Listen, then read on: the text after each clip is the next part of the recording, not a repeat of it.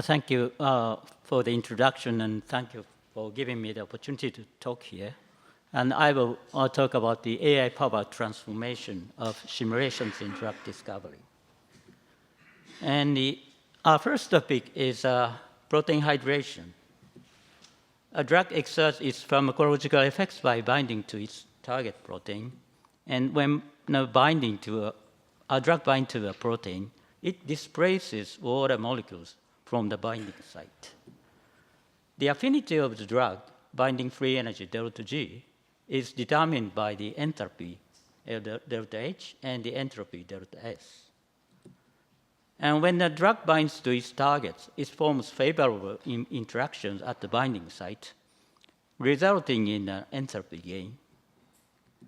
And when displaced by the drug, water molecule gain mobility in bulk solvent, leading to an entropy gain. The state of water molecule in the binding site is crucial for determining the binding free energy. The hydration state around protein can be calculated using 3D rhythm theory. The 3D rhythm theory describes the distribution function of the solvent around the solute molecule. In case of water, the distribution function of water oxygen, GOR, and of water hydrogen, GHR, are calculated. And in this research, we focus on the GOR. The probability density, GOR, on the grid point represents the value of the probability density normalized such that bulk water is 1.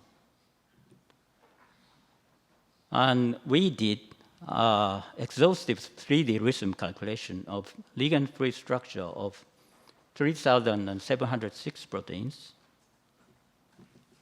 And firstly, we removed ligand, water molecules, and crystallographic reagents. And then we did the estimation of hydration state by 3D rhythm theory.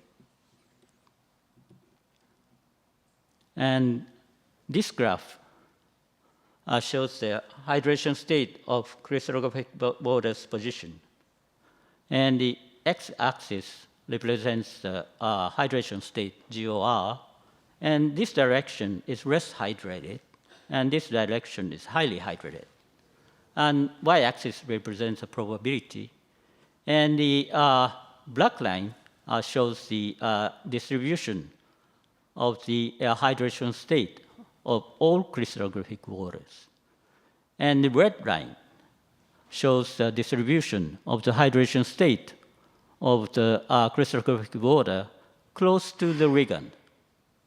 And in this slide, we focus on this peak 2, where the GOR equals to 4.8, and that is a highly hydrated region. In this region, this graph shows the distribution of the distance between crystallographic waters and proteins, and these are distance. So the distance is from 2.7 to 3.1 angstrom. That is very close and suggesting strong interactions. And the interaction partner of crystallographic water in proteins are mostly oxygen and secondary nitrogen. So oxygen and nitrogen are highly polar and electronegative.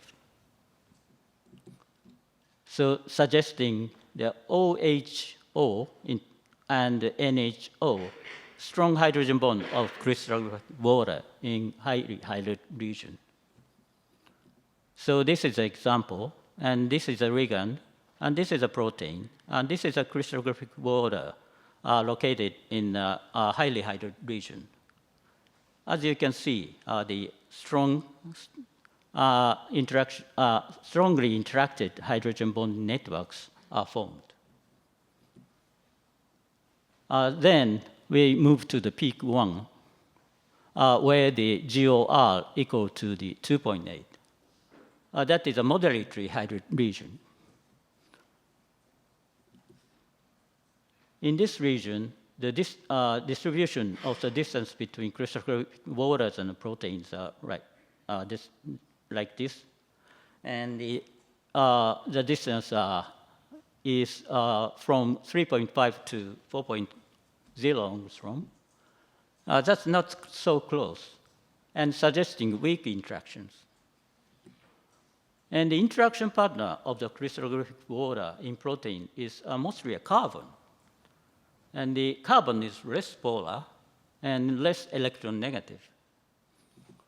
So suggesting the weak hydrogen bond, CHO interaction of crystallographic waters in moderately hydrated region. So this is an example, and this is a RIKEN, and this is a protein, and this is crystallographic water located at the moderately hydrated region. And as you can see, the weak CHO interaction networks are formed. Then we replaced hydration simulation with AI. The descriptor used element-wide 3D occupied volume of atoms. And this is a 3D occupied volume of protein. And this is a carbon occupied volume. And this is a nitrogen occupied. And this is a oxygen occupied. And the sulfur and hydrogen. So we have 5 channels. And then the small protein box, it's shifted. It was defined, and the small protein box is shifted to cover entire protein and generating descriptors for each position. And regarding the hydration state, the water small box was defined, and this water small box is shifted to cover the entire protein and capturing the GOR values for each position. And this GOR value are calculated by the 3D rhythm calculation. And the deep learning model learns the relationship between the volume occupied in the protein small box and the hydration state GOR of the corresponding water small box. And we used UNet, that's a kind of 3D convolutional neural networks. And this is a correlation between the GOR calculated by 3D rhythm and the GOR estimated by deep learning model of the 5 test proteins. And as you can see, the correlation is very good, and the determinant coefficient is very good, and the root mean square error is very small. This is an example of the test protein 305N. And this x-axis corresponds to this rise. And the blue is a GOR over 3D rhythm theory. And red points represents a GOR over deep learning model. And they are highly accurate at the surface and at the bulk region of waters and at the interior of the protein. This graph shows the time required for calculations, and this blue is for the 3D rhythm theory in CPU environment, and the brown is for the deep learning model in CPU environment, and the magenta is a deep learning model for GPU environment. The speed up from hours to seconds was achieved. And the AI model also enables localized hydration state estimation. For example, the hydration state focused on the RIKEN region only. This is possible because the estimation is possible with localized small protein boxes and no need to calculate the entire protein. Move to the next topic, application of simulation and AI in docking simulations for an extremely large compound library. This is ongoing research, and it's collaborative research involving 10 pharmaceutical and agrochemical companies. This is a chemical space, and the estimated number of drug-like compounds is 10 to the power of 60. And this small square, red square, represents the HTS compound library, which contains 1 million compounds. And 1 million compounds is 1 million is a practical limit for assays due to time and cost constraints. These are the synthesizable compounds, and recently the synthesizable virtual library, which contains billions of compounds, are emerging. And the assaying billions of compounds is nearly impossible. So we started the project, and its objective is to develop technology that will enable screening of ultra-large libraries in cyberspace using simulation and AI, which would be impossible to screen in reality. So we have a huge amount of compounds, of which HTS is impossible. And in the cyberspace, firstly, we will create a virtual docking library. And then, using the 3D structure of the protein, we will do the ultra-large scale docking.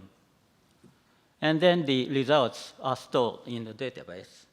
And using this data, we will make an AI docking system. And this AI docking system selects a small subset of compounds to be assayed. These are the project participating companies.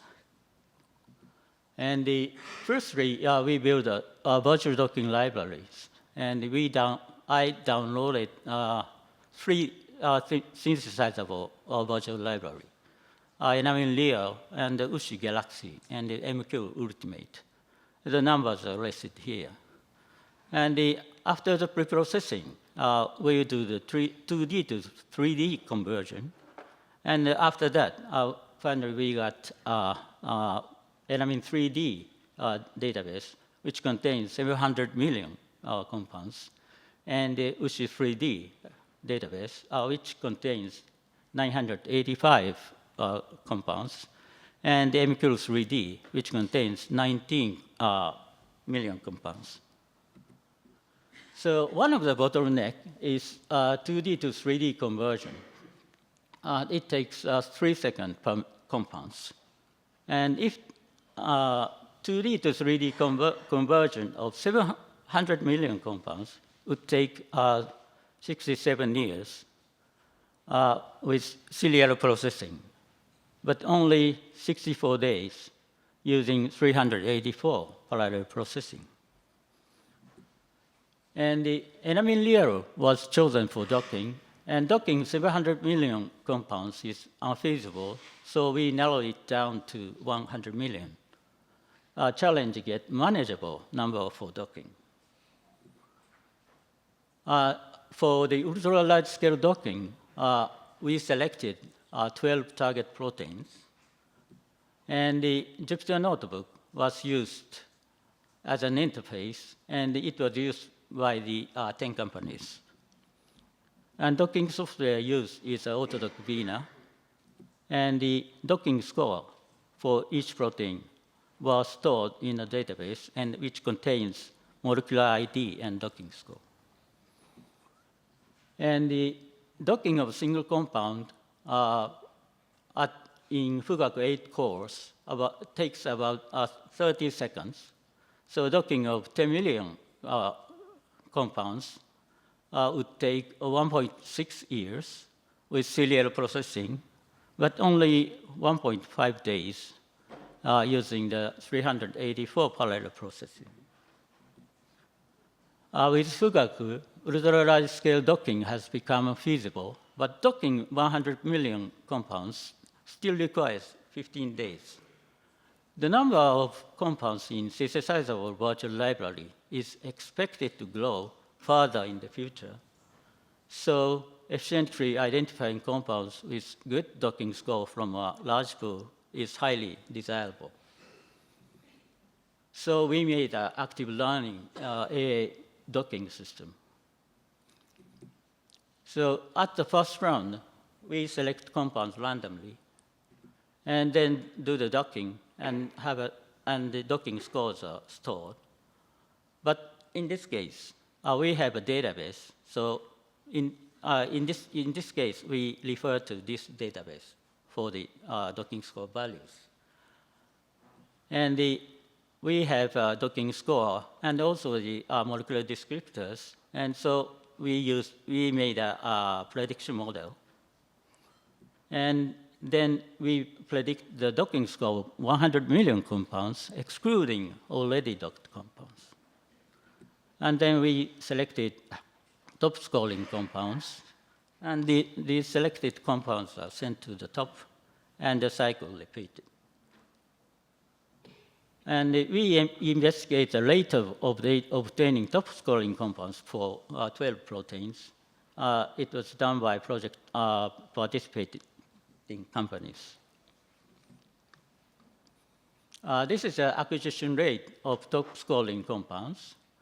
And the x-axis represents the percentage of docked compounds per 100 million compounds. So 1% corresponds to the 1 million compounds. The y-axis is acquisition rate.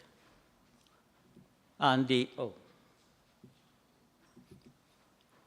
this blue line represents acquisition rate of top 10 scoring compounds, and the orange for the top 100, and the green for the top 1,000. So in case of docking of 1% of 100 million compounds, top 100 scoring compounds, for the top 100 scoring compounds, acquisition rate was 74.6%. For top 1,000 scoring compounds, acquisition rate was 68.6%. And this number increased when excluding one protein with low AI prediction efficiency. That means these are the acquisition rate of top scoring compounds, and this is for top 10, and this is for top 100, and this is for top 1,000. And the x-axis represents each protein. And as you can see, the protein 12 shows the very low acquisition rate in every case. So I removed this one. So this is acquisition rate of in average of 11 proteins. In that case, for top 10 scoring compounds, the acquisition rate was 81.3%. And for top 1,000 scoring compounds, acquisition rate was 74.5%. In summary, in the field of drug discovery, we carried out the following two studies. For protein hydration state, leveraging the power of HPC, we simulated the hydration states of 3,706 proteins using the 3D rhythm method. Based on the hydration data of 3,706 proteins, we developed an AI model to estimate the hydration state around proteins employing the UNet method. These AI models accurately estimated hydration states around proteins and produced results in seconds, comparable to a 3D rhythm that typically requires several hours. And for the ultra-large docking, leveraging the power of Fugaku, we created 3D docking libraries for 3 large-scale synthesizers of virtual library, Enamine Real, Ushi Galaxy, and MQ Ultimate. And in collaboration with 10 companies, we docked 100 million compounds against 12 targets protein on Fugaku, and created a protein-specific database of the results. And based on the docking results, we developed an AI docking system that leverages active learning to efficiently identify top-scoring compounds. By docking only 1% of the 100 million compounds, the AI docking system successfully identified an average of 74.6% of the top 100 scoring compounds, and the 68.6% of the top 1,000 scoring compounds across 12 proteins. I acknowledge Professor Yoshidome and his colleague of Tohoku University and the Professor Ikiguchi of Yokohama City University. And I acknowledge Society 5.0 activity for Fuga computational resources, and the Professor Okuno of Kyoto University, and the Professor Ikiguchi of Yokohama City University, and Dr. Isaka of RIKEN for their support. And I also thank for the LINK project participating companies. Thank you.